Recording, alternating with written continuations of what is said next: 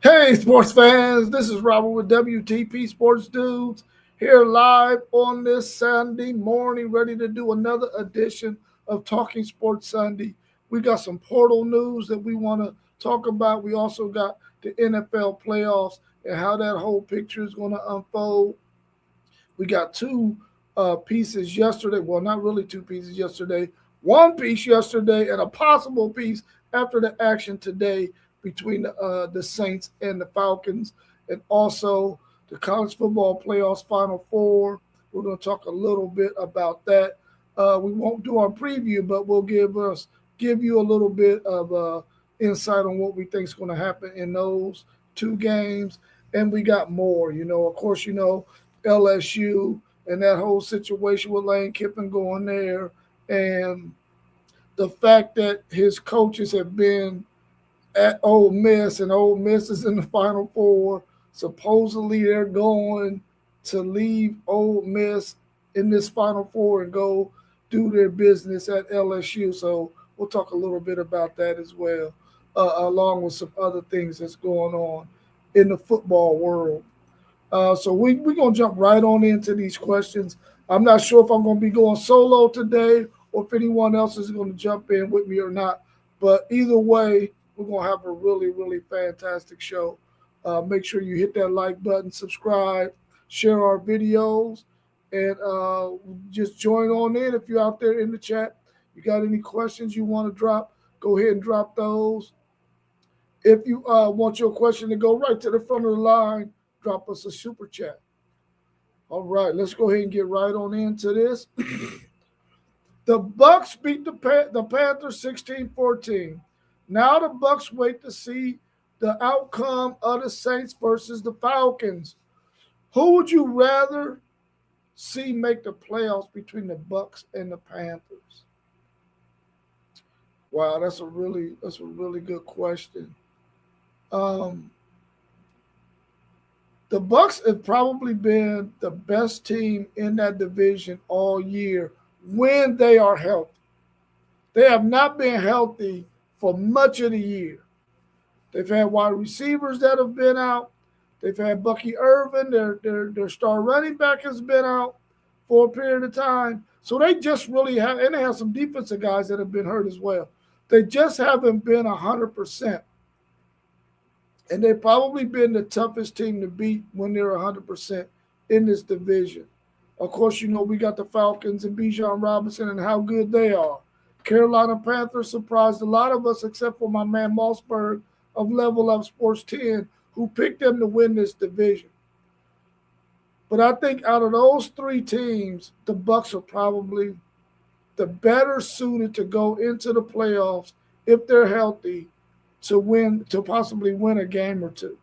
I will go with the Bucks from that standpoint, but I would rather see the Panthers make it because the Panthers haven't been there in a while, especially since the departure of Cam Newton several years ago. I would definitely like to see the Panthers get in and get an opportunity to play in the playoffs. Will they get there? I don't know. You know what? You know what? I think they're going to get there because I think that the Falcons are going to beat the Saints. The Falcons are at home. They got the Saints, who was the bottom dweller in the division. I think that the Panthers are going to get in, but I think that the Bucks will be a better suited team for the playoffs because at the stage they are now, healthy. Baker Mayfield got his weapons around him, and I think they will be a better team in the playoffs. But of course, the Panthers are probably going to make it because there's a higher chance of the Falcons beating the Saints than the Saints beating the Falcons. And hopefully, Bijan Robinson can get that 255 yards from scrimmage to break the single season record. So I'm definitely rooting for the Falcons today and Bijan Robinson. Another question we have related to the playoffs. The Seahawks defeated the 49ers 13-3 yesterday. The Seahawks win that division and wrap up the number one seed in the playoffs in the NFC. Does that make them the favorite to make it to the Super Bowl? Well, I mean, if you really want to ask me that question, and you are, how much faith do I have in Sam Darnold? Is the question. Can Sam Darnold lead this team past the likes of possibly the Rams, the Eagles, the Bears? I just don't think so. I just don't think so. I think that at this time of the year, you got a Sam Darnold quarterback who has not really been in this position before. Now, of course, he's going to have the benefit of being at home every single playoff game as long as they win. So he's going to have that advantage to his liking. Do I think they're going to make it all the way to the Super Bowl? They have a really good chance to. That's for sure. Because I believe they can beat the Eagles, the Rams, the Bears. But if I was a betting man and I had to put money on any of those teams, I'm probably going to put them on Sean McVay and that Rams team because they have a really good veteran quarterback who's been there before, who understands what needs to happen. Now they're going to need Devontae Adams though. They're going to need him to be healthy and to be able to get him some productive minutes. But they got a really good run game. They got a solid defense. If I had to pick a team, I'm gonna pick the Rams. But I think that the Seahawks could definitely make it to the Super Bowl. I'm not doubting them. I just think that the Rams is probably a better team. And maybe the 49ers might be able to figure some things out. They've been dealing with a lot of injuries at their wide receiver position as well. And they took it on the chin yesterday to the Seahawks, and the 49ers defense isn't that solid. And I'm definitely not going to count out the Philadelphia Eagles, so you know they got a plethora of talent over there on that side. They got a really good defense. They got Saquon Barkley. They get I think Devontae Smith is going to be back as well. So they got a really solid team too. So it could go either way. But I'm going with the Rams to make it to the Super Bowl out of the AFC.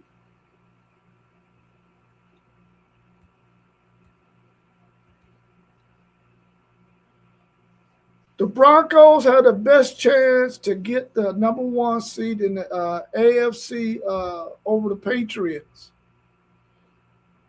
Will they win today over the Chargers at home? The Broncos are at home against the Chargers, who have already secured their spot in the playoffs. Will the Chargers roll out all of their key players in this game?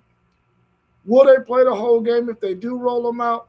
I don't think so. I think the Chargers have already solidified their position in the playoffs, and they're probably not going to risk anybody else getting injured.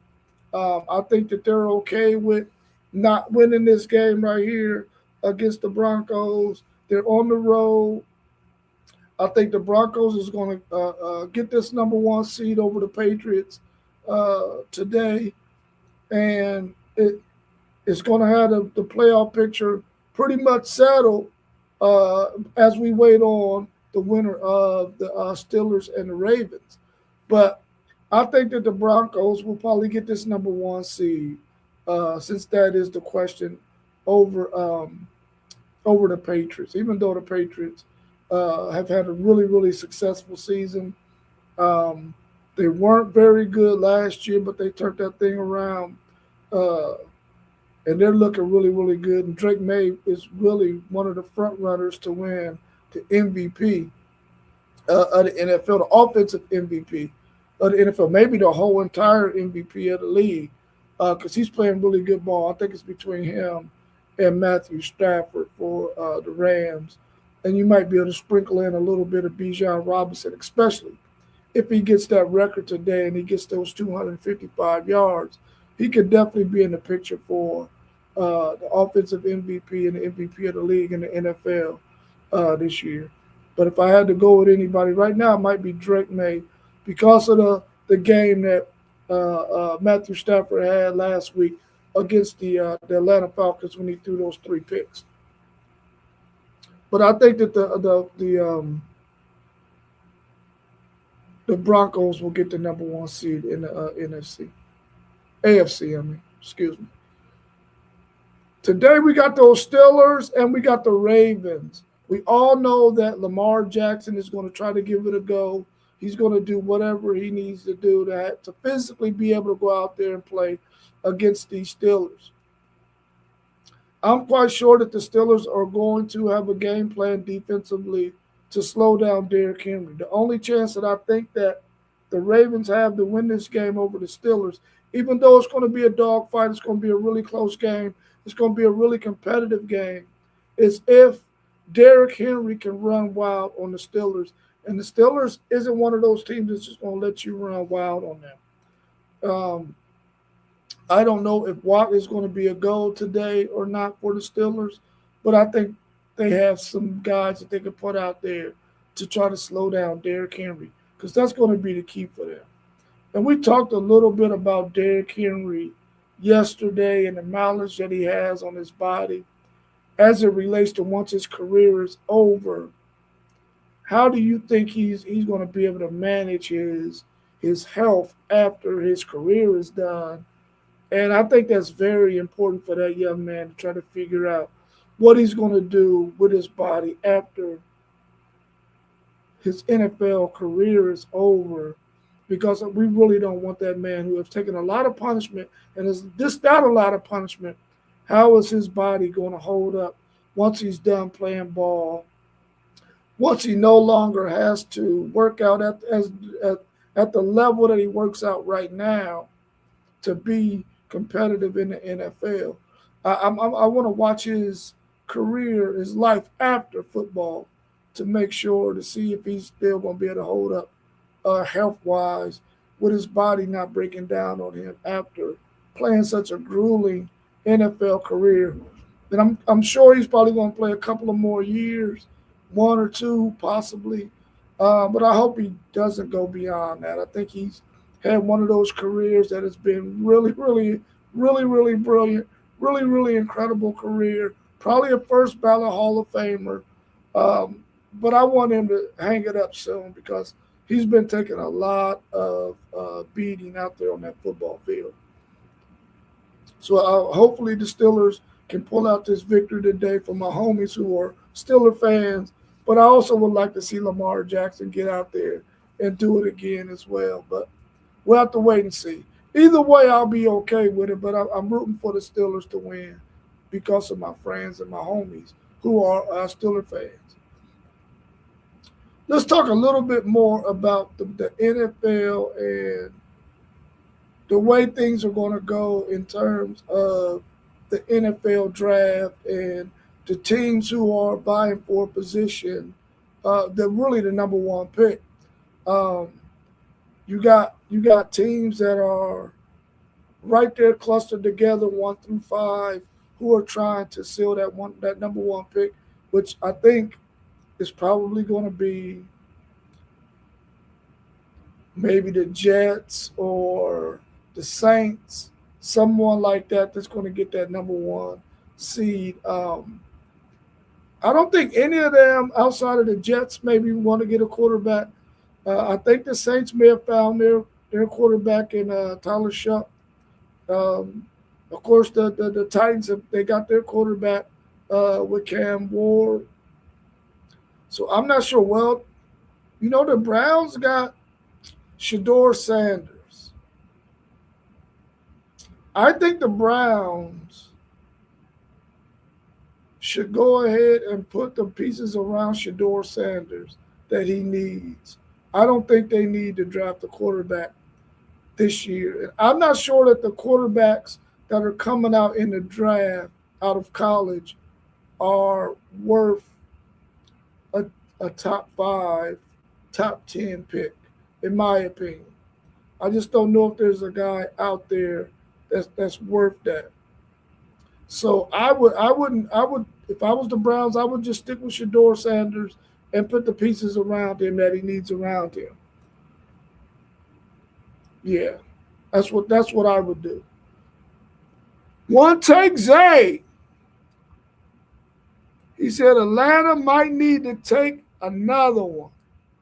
I feel you for one take, Zay, because I really would like to see your Bucks get in there because I think the Bucks will be a better playoff team than the Carolina Panthers.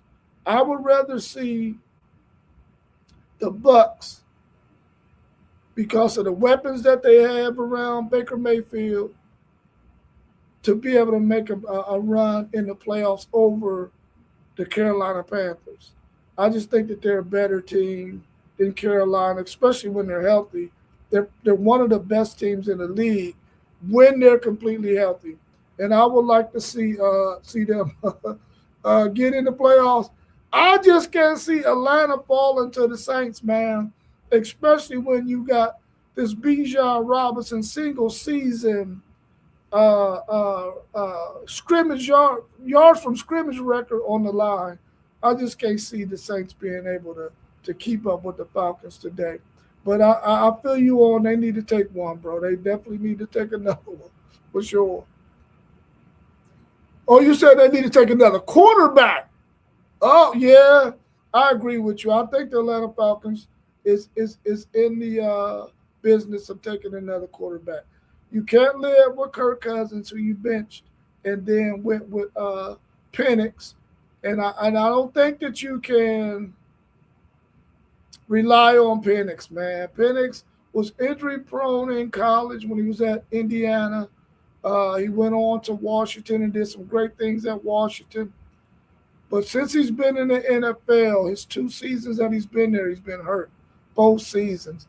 They really do need to take another quarterback.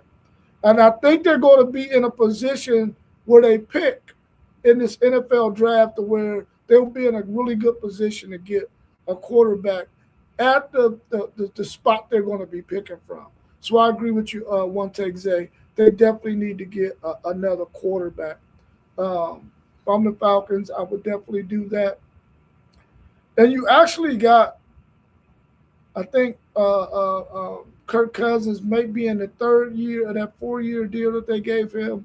So you might be able to ship him off to a team that's probably looking for a veteran quarterback.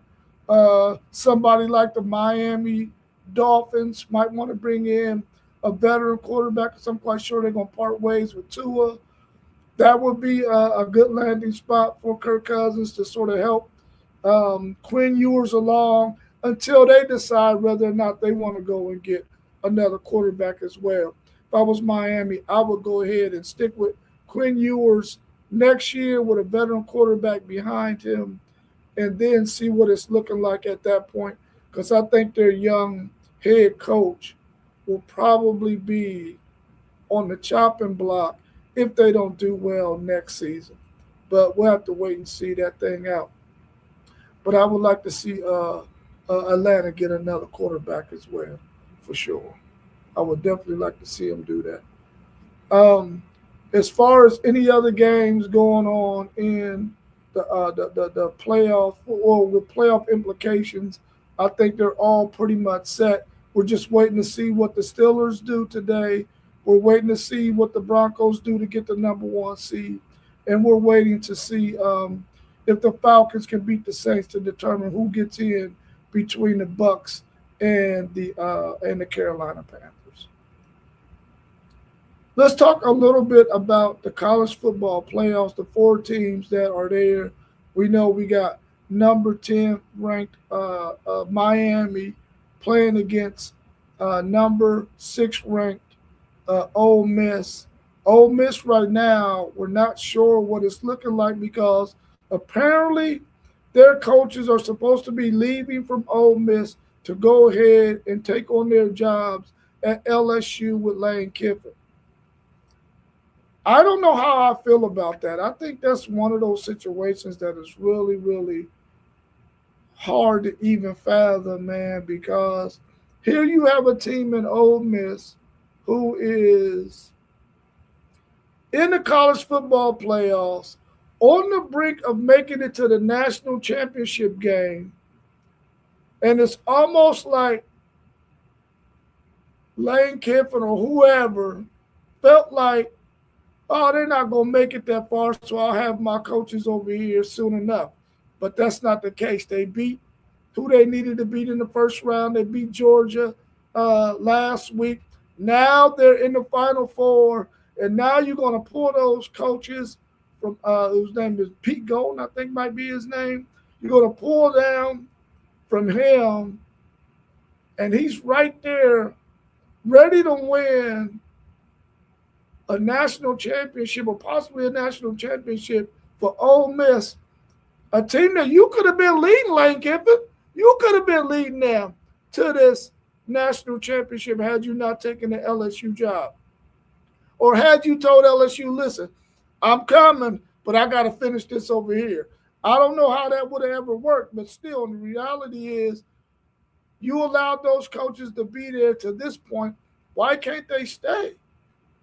I know you got things that you got to get done at LSU, but I think you have time that you can allow those coaches to be there for a couple of more weeks to get this thing done. And maybe they might not win this game against Miami, and then you can get them after that.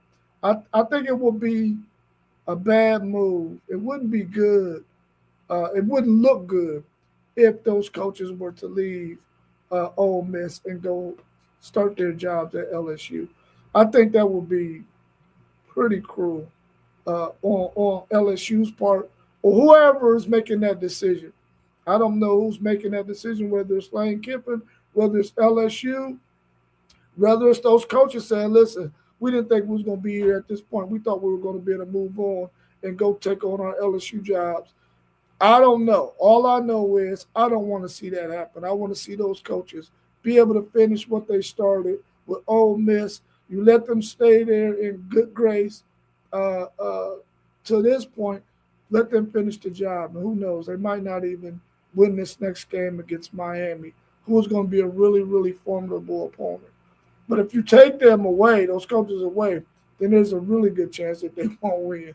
So hopefully they'll get to stay and finish out what they started. Also in college football, Final Four, we got the number one ranked Indiana Hoosiers against the number 5 seed Oregon Ducks, who played earlier in the season in Oregon, in Eugene, Oregon. A really, really good contest that Indiana ended up winning. And we all know that anytime you are playing a sport like football, it's very difficult to beat a team twice. It happens, though. It happens. You can beat a team twice, but when that team has another chance to look at the film and see what they did wrong and be able to look at the film and see what they can do better, 9 times out of 10, that team that lost usually finds a way to win in that second game. And I think Dan Lanning and that Oregon team will be well prepared. They played really good defense in this last outing against Texas Tech, which was probably everybody who has been watching Oregon. It's probably their biggest concern for that team is their defense. But they played lights out against Texas Tech. And we know that they got talent on that side of the ball, especially that true freshman defensive back who got 2 interceptions in that game last week against Texas Tech.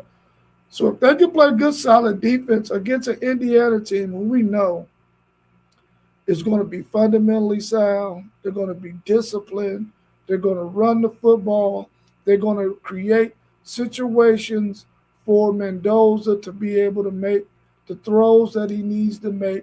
He's also going to be able to use his legs to extend drives. They're just a really disciplined and fundamentally sound team. They're going to be where they need to be. They're going to do what they need to do. You just have to find a way to stay with them and hopefully get them into the fourth quarter with an opportunity to either make a stop to win a game or to drive the ball down offensively to get a win. But you can't allow a team like Indiana to get up on you by 2 scores. They get up on you by 2 scores, whether it be 10 points, 13 points, 14 points, whatever. If you got to get 2 scores against them, it's probably not going to happen because they run the ball really, really effectively, and they're going to be a tough team to beat, regardless if they get up on you two scores or not. So I think that's going to be a really good matchup. I think both of those games are going to be really, really good matchups. But I think Oregon playing them a second time with Dan Lanning being able to coach the way he coaches, they might have a really good chance of beating Indiana. Um, and we've all said on this show many times that we don't believe that there will ever be another undefeated national champion. But we have an opportunity to get one with this Indiana team. They could possibly end up being 16-0 as national champs. That would be incredible. The Indiana Hoosiers, y'all. We're not talking basketball here. We're talking football. Kurt Cincinnati and those Indiana Hoosier boys, man, they are balling out. And they're, in my opinion, the best team in the country. Will they finish as the best team in the country? We got 2 games to wait and see. But I think from what we've seen so far, there's probably not a team out there that's playing better football than them. Now they're going to come up against 2 juggernauts, whether or not. I mean, if they win, they got one against Oregon, and then they go face another one either with Ole Miss or with Miami. But I do believe Indiana is the best team in the country and have a really good chance of going 16-0 as an undefeated national champion, something that I definitely didn't think we would ever see again since Michigan did it 2 years ago. So we'll talk more about that college football playoff and those 4 teams when we do our preview later on next week. Well, this week, since this is Sunday, probably on Tuesday or Thursday, we'll start talking about the college football playoffs and how that thing is going to look. Let's talk a little bit about the transfer portal and the fact that, and I don't even understand how this works, but anyway, you have players who have entered the transfer portal with a no contact clause, which means apparently that these players know where they're going to go. And teams are not allowed to contact them or contact their agent because they already know where they're going to go. But they're taking multiple visits. Like, how does that make any sense? I can contact you, but you're taking visits to all these people. We might be interested in you. We want to be able to get a visit too. But you only going to pick and choose the visits you're going to take. I get it. I get that. Because when it comes down to it, you're only going to go on the visits that you want to go on to. But to be able to put a no contact clause up there when you're taking more than one visit, you're visiting somebody other than the team that you're saying you're going to, which is why you put the no contact clause on there. I just don't quite understand that. I don't understand that. If you know where you're gonna go, only go visit that school and go in. Don't even visit them. Go ahead and sign the papers. Go ahead and say, here I come. I'm coming here. Don't make any other visits. I just don't understand that aspect of it, where teams out there who may be looking for a player of your caliber at the position that you play, they want to have an opportunity to show you their campus, to show you what they have to offer. They want to be able to put some money on the table too. And I just don't think that that's a fair rule to have in place for those schools who aren't allowed, now that you got this no contact clause on there, to be able to reach out to you. I think anytime somebody put their name in a transfer portal, they should be allowed to be contacted by anybody who has interest. I just think that's the way it should be. But, the rule is the rule. Maybe one day they'll fix that. I'm also hearing that out of LSU, here go that Lane Kiffin guy again, which, excuse me, we all know Lane Kiffin is one of those coaches that he will always be in the news, man. He will always make this college football thing a little more exciting because he's always going to do or say something that is very, very entertaining. So what we're hearing out of LSU is they have players who are entering the portal, but they are not putting their paperwork. I ain't gonna say they're refusing to put their paperwork in the portal, but they haven't put their paperwork in the portal. Now we all know that if a player puts their name in the portal, puts their paperwork in, I think they have 48 hours in order to submit it. Um, I think at this point, any team that is not in the college football playoffs, you should already know because you should have already had exit interviews with your players to where you already know who is entertaining the thought of entering the transfer portal. If those are players that you want to keep, then you should already be in negotiations with their agent to try to keep them. If they are still at this point, January 2nd being Friday, we're only here at Sunday, which is only 48 hours later, a little bit more than 48 hours later, you should already have submitted those kids' paperwork because the reality is if they want to submit their name in the portal, that means they're ready to leave your university. You had an ample time to try to convince them to stay. And I don't think that's cool if this is true that LSU is not submitting these young men's paperwork. And even though you got 48 hours, that means you got 48 more hours to convince those players to stay or to come up with a package deal to get them to stay. But if at this point they want to go, then you got to submit their paperwork. If a student athlete wants to leave your school, then you shouldn't handcuff them and keep them from going. That's an opportunity for that young man or young woman or whoever it may be to go and try to find a home somewhere else that's better suited for them, better financially, and all those things. So I think if LSU is doing that, then I would like for them not to do that because that's not cool. That's not cool at all. Also, as it relates to my Texas Longhorns, they have quite a few players who have entered the transfer portal who played a lot of minutes, were starters for Texas. Like we got the linebacker Leona LaFau, who decided he was going to hit the transfer portal, and he is going to probably be signing with BYU, which is going to be a really, really good move for him. I think that's a really good program to go to.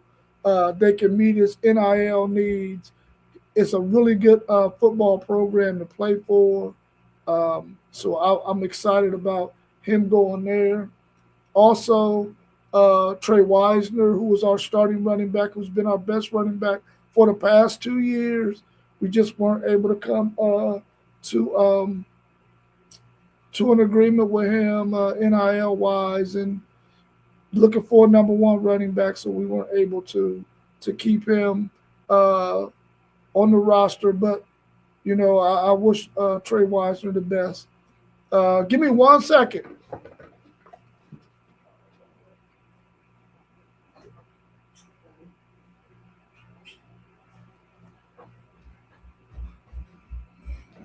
All right, I'm sorry about that. So I think that Trey Wisner being the caliber running back that we have had for the past 2 seasons, deciding to go on the greener pasture. I really kind of wish that he would have went to the NFL. I really don't want to see Trey Wisner in somebody else's uniform. But you got to do what's best for you. I think he can make some really good money somewhere else, possibly be their number one running back, like he was for Texas the last 2 years. I think Texas just understood that. Listen, we need to get a guy who we need a number one running back, and Trey Wisner wasn't what we considered a number one running back, even though he's been really, really good the last 2 years. We just need a guy who can run in between the tackles and run some of the offensive schemes that we want to be able to run at Texas. And he just didn't have a body type to be able to do that. He was more of an outside zone guy. A really good pass catcher out the backfield too, though, and really good in pass pro. So whoever gets Trey Wisner, you're getting one hell of a football player. That's for sure. That's for sure. Also, Parker Livingston, he decided to hit the transfer portal as well. And from what I'm hearing, he may end up at Indiana. But I'm not 100% sure about that. I really didn't believe he would leave the state of Texas. I thought he would find another home with another team in the state of Texas. But we'll have to wait and see on that. But that's another. He was our most consistent wide receiver last year at Texas, and he really was the main guy that Arch Manning had a connection with early in the season. He really was carrying that wide receiver room for the first part of the football season, and he was our most consistent pass catcher. So we're going to be losing him. Also, DeAndre Moore, who has been a starter for 2 years at Texas. I thought he would go on to the NFL as well, but he's going to transfer out as well. Where he ends up is going to be, it's going to be, I don't know, man. I have no news on where he might end up at. But the fact that he entered the transfer portal is a sign that he didn't like his NFL grade that he got. He was probably a day 3 pick, probably fifth, sixth, seventh rounder. Really, really good pass block. I mean, blocker on screens and stuff like that. Decent route runner, decent speed.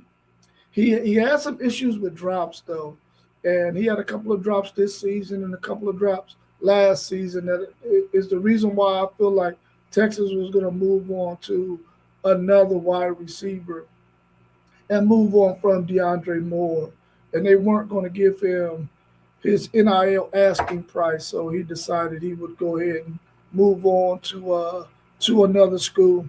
But I really wish he would have went to NFL because it's another player I don't want to see in another college uniform. I see him as a Texas guy, and that's where I wanted him to end his career at. That he's going to move on as well. We're still waiting on decisions from Trevor Goolsby, who is the left tackle, who the NFL, they love Trevor Goolsby. I mean, they love Trevor Goolsby. And he may be a first round, early second round pick. I think that's the grade that he's gotten. One complete season starting this past season. He made several starts the year before at left tackle and at right tackle when Big Cam Williams was out and when Kelvin Banks was out. So he has a lot of playing experience in some big games. I mean, he played against Georgia twice last year, played against Georgia again this year. He's played a lot of big games. Clemson in the playoffs. I really wish he would have played against Ohio State in the playoffs and knew they didn't bring Cam Williams back because Cam Williams was getting killed against those Buckeyes in that playoff game. I think we would have fared much better with Trevor Goolsby in the game. But, that's the past. So we're waiting on a decision from him and also from the center, Connor Roberts, even though we got a center coming in the portal on a visit that might help us in that decision-making process when it comes to Connor Robertson. So we'll see how that goes. And we're losing, of course, our left guard and our right guard in Cole Hudson and in DJ Campbell. So we're waiting to see, what we can get in the portal from those two's departure. We got two guys from Michigan who are coming in from out of the transfer portal. Who one was a starter but was hurt much of this season and didn't play against Texas in this last game. because he had already entered the portal. And the other gentleman played against Texas, and Texas really liked both of those two offensive linemen from Michigan, especially since they couldn't get, especially since Malachi Lee didn't jump in the portal, the really good high school tackle from Hawaii. So hopefully they'll be able to fill those roles. They got a lot of holes that they need to fill. They're probably going to get a receiver, and they got Cam Williams on campus right now for the next 48 hours. They probably got him for another couple of hours today because I think he came in on either early Saturday or late Friday. So they're trying to pencil him in at one of those wide receiver positions. Couple of linemen, center, those two guys I talked about from Michigan. They're working on getting a visit from, or they got a visit scheduled for the running back out of Louisville. So that's going to be a good move for them. And they got a couple of defensive backs that are coming in as well. So they got some holes that they need to fill because a lot of guys either moved on to the NFL or they decided to transfer out. So you're going to see a very young Texas team again on the defensive side of the ball, along with some veteran guys as well. They were able to secure Hero Canoe and Alex January at the defensive tackle position. Of course, they're going to lose Cole Bavard and Travis Shaw to the NFL. Those two don't have any more eligibility. And then Levon Johnson decided he's going to hit the transfer portal. So Texas has some guys that they need to fill those voids on the defensive tackle spot. They're looking really, really good at the defensive end spot. Of course, they got Colin Simmons coming back for his third season. Um, they got Zena on the other side. They also got Spence, who can play linebacker and who can spin down and rush the passer. So they got some guys that are played a lot of football on that defensive side of the ball that can help bring those young guys along. We all seen how well Ty Anthony Smith played against Michigan with the 2 interceptions that he got.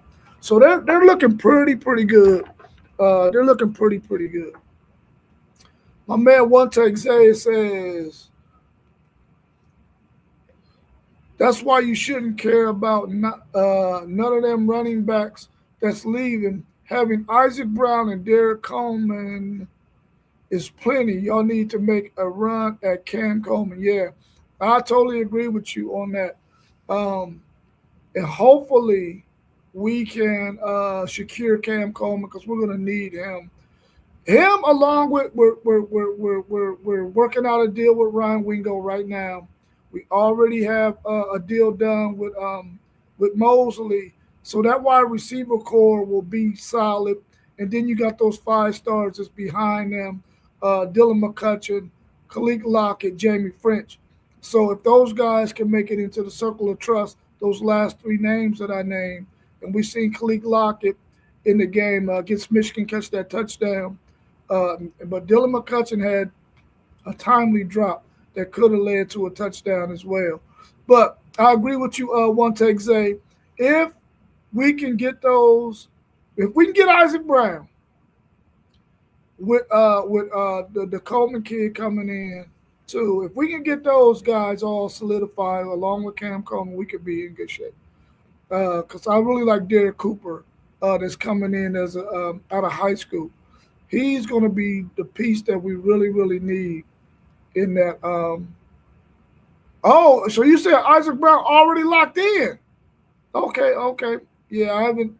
I need to go do my research then because I know that he was on campus. I didn't know if he was locked in yet or not. But he's a go daddy. He's a home run hitter. He's a guy who he catch a crease, he's going to the crib. And that was one of the biggest knocks on Trey Wiseman. He could get in the open field, but he wasn't going to outrun anybody. But this Isaac Brown kid, yeah, he's going to the crib. He's going to the crib. But that's pretty much all I got for today. I'm going to go ahead and get ready to wrap this up and go ahead and get ready for my Sunday. I got a lot on my slate today. We'll be back Tuesday at 7:45, And if we decide to do anything else, because the portal is popping, we can jump on at any time and bring you any portal news that's out there. And so make sure you hit that notification bell so that anytime we go live, you get notified that they go live at this time, and you can tune in and chop it up with us. Get in the chat. We also will take your questions, whether it be a super chat or not. We're willing to entertain any question that anybody in the chat gives us. But I appreciate everybody who tuned in. Thank you all for joining me this morning, and hopefully I'll see you again soon. Have a good one. Enjoy your Sunday.